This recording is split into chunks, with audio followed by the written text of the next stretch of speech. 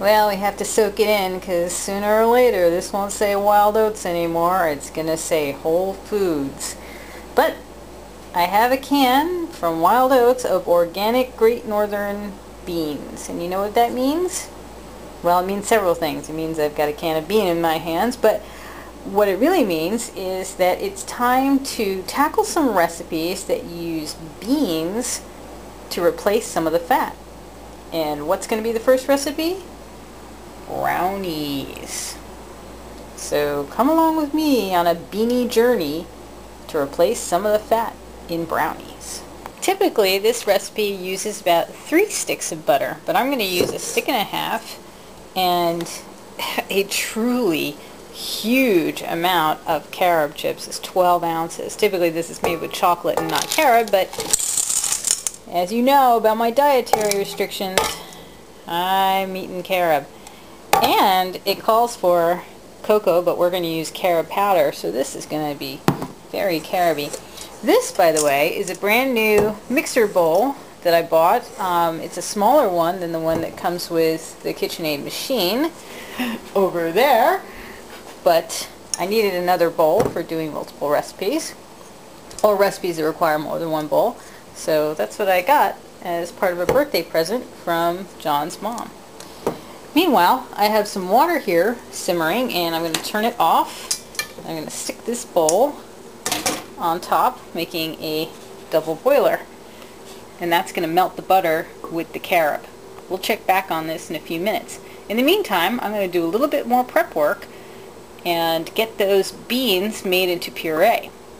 I used my wonderful stick blender, my immersion blender, also from KitchenAid, to make this lovely bean puree.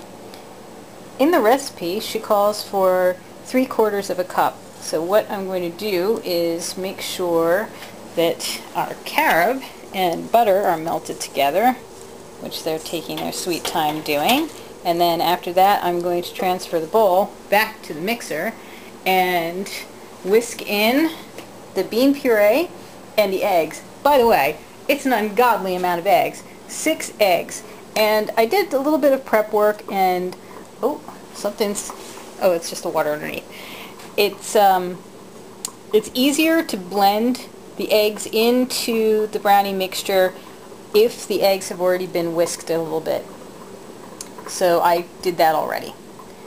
And now I'm going to lower the heat a little bit because it seems like the water might boil over. And stir this up. There's our bean mixture.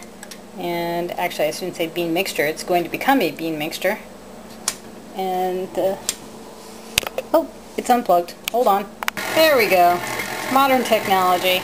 Mixing the beans in with the butter and the melted carob. Oh boy, doesn't that look just lovely. When that's mixed and combined well, I'm going to add the eggs. Because this recipe is going to call for so much sweetening, they call for 3 cups of sugar, so I have to make some adjustments with the agave nectar, but regardless, I'm using whole wheat pastry flour, and as you can see the different color in there, my old friend, the organic coconut flour, which is going to absorb a lot of the liquid. Usually they say you can substitute up to about 20% of the flour for coconut flour, and this time I've done pretty much 1/3 of it, maybe a little bit more than 1/3, simply because there's just going to be so much liquid in here. And then after I mix in the flour, I'm going to add a little bit of the agave nectar, and then I'm going to mix in a good portion of sifted, mind you, because it does get pretty clumpy, carob powder. And then after that I'll put the rest of the agave in, and then I'll put the rest of the carob powder in. And then we should be ready to pour it into the pan. Okay, all the ingredients except for the walnuts have been added, and the final amount of agave nectar is now in the mixing bowl. As you can see, it's filled up quite a lot of the mixing bowl. Even though this is the smaller one, it's still almost full. And it looks like brownie batter. It tastes very, very rich. I just had a little bit of it just to see, but wow. That's something else. And I'm going to add in the walnuts in just a moment, and then we'll be spooning it into the pan. Okay, I've poured the brownie batter into the pan, and you can see it's a little lumpy, and that's because I added, gosh, probably about 1.5 cups of walnuts to the recipe, and it's just such rich stuff. So I'm going to pop these in the oven, and we'll check on them in about 20 minutes.